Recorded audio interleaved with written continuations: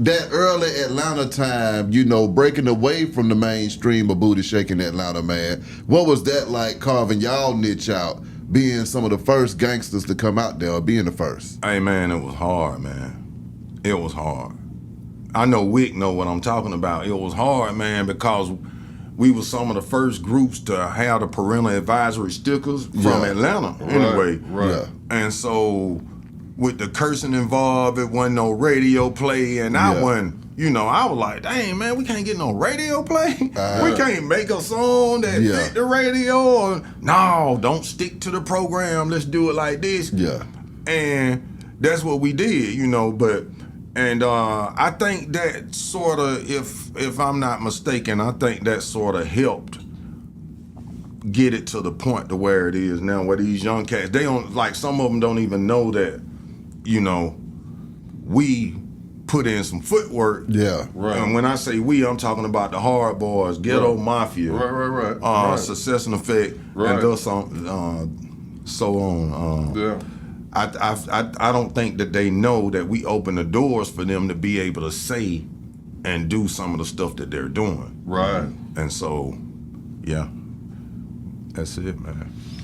When did you feel like y'all were actually making it though, man? Coming from just the streets, and then you say you having 1 foot out and 1 foot in. At what point did you say, you know what, this thing is taking off? I knew I made it.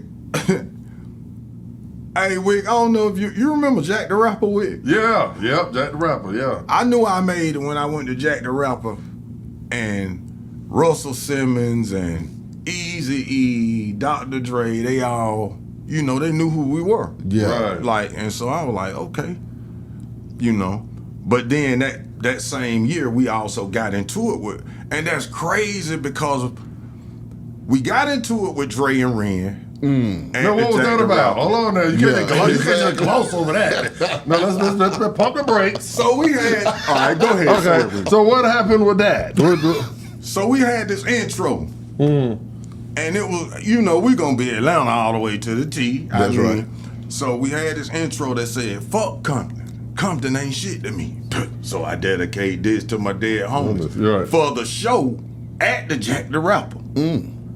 Okay. And so we performed first, and then Ren came up, right? Hey, I don't give a fuck where I'm at.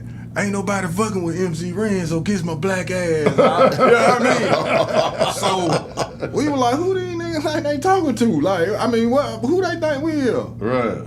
Man, we had them. So before all of that happened, though, so we walking in behind Eazy, right? Right. We walking into Jack the Rapper. So Eazy got his badge to get into Jack the Rapper. His security don't. Right. So the police like, hey, wait a minute, you ain't gonna. So the security dude, big old Samoan dude, fuck you think you, pow, hit the police hand. Hey, I'm standing up like, I'm easy about like this to me. Right. Look like a kid. Right. I seen that shit, I said, but he ain't crazy. Hey, so look, they say, y'all come on in. Nah, we'll be right back. Hey, so we went and loaded up all the mic equipment. We got shotgun and shit cut off in now, pistols and everything, man. Yeah. But yeah, we ended up getting into it with them, and then I ended up, I'm just going forward, I ended up doing a deal with Dallas Austin and Colin Wolf to do a solo project through Sony Epic. Right. And so Colin Wolf was the bass player and the keyboard player. He did a lot of stuff for NWA, Snoop Dogg, Deep Cover and all of that. Right. And so I ended up getting cool with them guys. Q was always cool, Ice-T, but Cube did say, they sound like us to me. Yeah. But you know what? I think that was, you know what I'm saying.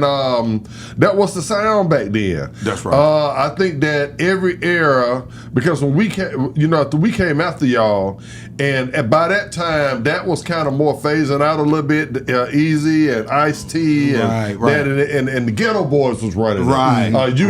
Right. Yeah. So we One of kind my of took favorite on a groups. lot of that sound. So if you Yeah. go back, Right. you'll hear a lot of UGK in us, a lot of Ghetto Boys in Yeah. us, and so that's all. I did Right. hear a lot of the West Coast early Easy E and a lot of y'all. That's why they would just Right. call y'all Atlanta. NWA. A lot of people. I think we really got it because KT. Shout out to my boy, man. KT had that light voice. Yep. He was. People Yep. used to think that I was him because I was smaller than him, Yeah. Right. and he was me. Right. And then they heard my voice. Damn, boy, you your shit big, like Yeah. you know. And yeah, so that sound, I think that him having that light voice, and it kind of, and he wasn't trying to sound like Easy. He just so happened to sound like it, Right. you know. And I think that's where that came from. But man, shout out to Ice Cube, NWA. Those are some of the guys. Those are some of the guys that we didn't mimic them because we listened to them. But if I would say that I was given some guidance by anybody, it would be Scarface and the Ghetto Boys. I mean, Gotcha.